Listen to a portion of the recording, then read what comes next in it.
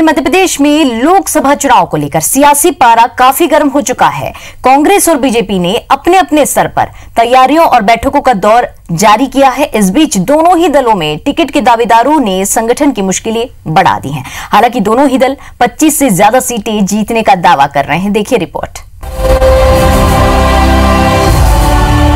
मध्य प्रदेश में सत्ता हासिल करने के बाद कांग्रेस उत्साहित है।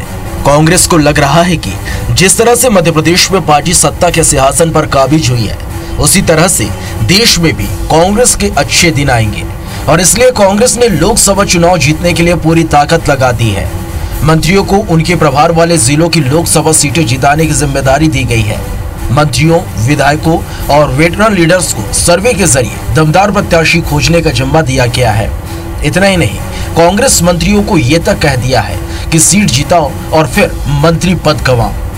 गाँव से कस्बों से शहर तक आ सकें, तो जहाँ जहाँ जो बन रहा है परिवहन नीति में हम लोग बदलाव भी लाएंगे और जहाँ जहाँ आवश्यकता है वहाँ सुधार की प्रयास भी करेंगे। इधर मध्य प्रदेश में सत्ता गंवाने के बाद बीजेपी के सामने अपनी साख बचाए रखने की चुनौती है और इसलिए पार्टी भोपाल से लेकर दिल्ली तक लोकसभा चुनाव में अपना पिछला प्रदर्शन दोहराने की रणनीति बना रही है।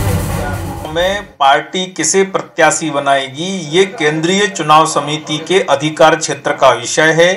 जीतने के योग्य कार्यकर्ताओं की भावना, जनता की अपेक्षा समझकर फीडबैक के आधार पर केंद्रीय चुनाव समिति प्रत्याशी का चयन करेगी। केवल केंद्रीय नेतृत्व ही निर्णय ले सकता है, जो समय आने पर स्पष्ट हो जाएगा।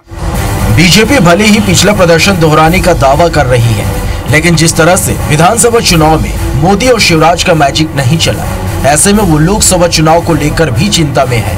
इधर कांग्रेस हाल ही में विधानसभा चुनाव में मिली जीत के बाद जोश में है। कुल मिलाकर एमपी में इस बार तगड़ी फाइट देखने को मिल सकती है।